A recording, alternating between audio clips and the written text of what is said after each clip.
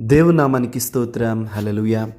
ప్రభువైన యేసుక్రీస్తు నామములో అందరికీ కూడా నా హృదయపూర్వకమైన వందనాలు.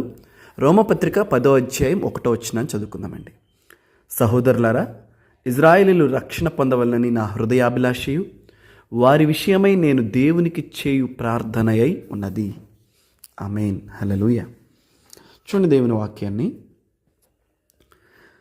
పౌలు గారికి ఒక హృదయాభిలాష ఉంది. ఎందుకంటే అతడు యూదుడు, పరిసయుడుగా ఎంచబడుతూ ఉన్నాడు. ధర్మశాస్త్రమందు దేవుని వాక్యమందు ఎంతో ఇష్టం కలిగిన వాడు, ఇష్టాగరిష్ఠుడు. గమలీయేలు వంటి గొప్ప గొప్ప బోధకుల దగ్గర నేర్చుకున్నటువంటి వ్యక్తి.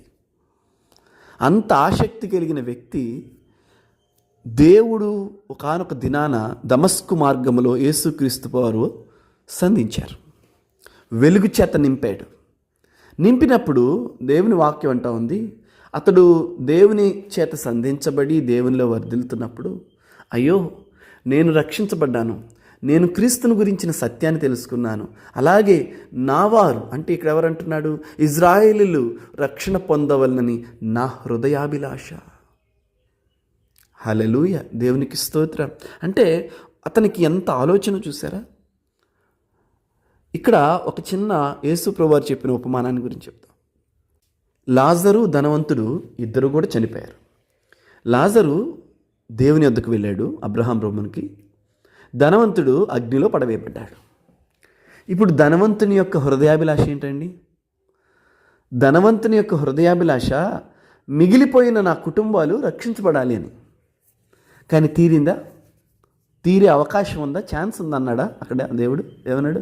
అటువంటి అవకాశమే లేదు. భూమి మీద ఉన్న వాళ్ళు ఎవరో ఒకళ్ళు చెప్తారు, వాళ్ళ మాట వింటే రక్షించబడతారని చెప్పేసి అన్నాడు. నిజమే కదా. ఎప్పుడో ఇక మనకి ఆ అవకాశం లేదు, ఇంకా మారు మనసు పొందడానికి సమయం లేనప్పుడు అయ్యో వాళ్ళు కూడా రక్షించబడితే బాగుండు అని మనం కోరుకుంటానికేను.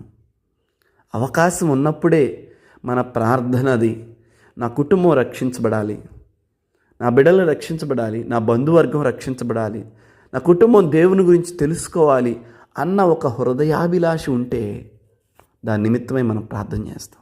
ఇక్కడ పౌలు భక్తుడు అంటున్నాడు, ఇజ్రాయేలు రక్షణ పొందవలనని నేను అనునిత్యము నేను చేయు ప్రార్థన అయి ఉన్నది. హల్లెలూయా.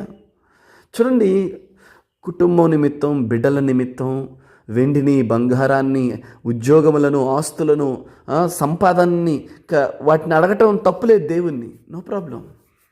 బిడ్డలు ఆశీర్వదించబడాలని కోరుకోవటంలో నో ప్రాబ్లం, అసలు తప్పే కాదు. అయితే బిడ్డలకి ప్రాధాన్యమైనది, కుటుంబానికి ప్రాధాన్యమైనది దేవుడు. దేవుణ్ణి కలిగి ఉండటం గొప్ప భాగ్యం. దావీదు మహారాజు ఏమన్నాడంటే, ప్రభువా నా కుటుంబం నిత్యము నీ సన్నిధిలో ఉండినట్లుగా చేయన్నాడు.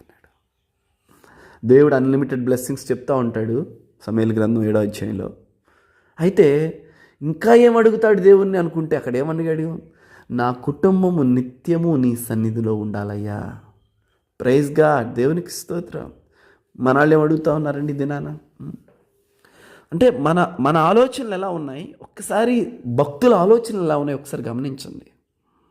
మన ఆలోచన, మన బిడలు, మన కుటుంబాలు దేవుని తెలుసుకోవాలి అనే ఒక హృదయాభిలాష ఉంటే దేవునితో పాటు అన్నీ వస్తాయి. యాక్చువల్గా దేవుణ్ణి కలిగి ఉంటే దేవునితో పాటు సమస్తాన్ని దేవుడిస్తాడు. హల్లెలూయా. కనుక ఉదయకాల సమయంలో దేవుని వాక్యాన్ని వింటున్న మనందరం కూడా మీ హృదయాభిలాష ఏంటి? మీ కుటుంబాన్ని గురించి లేదా మీ గురించి అయినా సరే, మొదట మీరు రక్షించబడాలి, మీ కుటుంబం రక్షించబడాలి, వారు నీలో దేవునిలో ఉండాలి, దేవుని సన్నిధిలో ఉండాలి. ఇది మీ హృదయాభిలాషగా చేసుకోండి, ఇది మీ ప్రార్థనగా చేసుకోండి. అప్పుడేమవుతుందంటే దేవునితో పాటు సమస్తము వస్తాయి. హల్లెలూయా. హల్లెలూయా. సో విశ్వాసంతో మనందరం కూడా దీని విషయమై దేవుణ్ణి కలిగి ఉండాలి నా కుటుంబం అనే ఆసక్తిని మనం పెంచుకున్నప్పుడు దేవుడు సమస్తాన్ని మనకు అనుగ్రహిస్తాడు. ఆమేన్. గాడ్ బ్లెస్ యు ఆల్ అండి.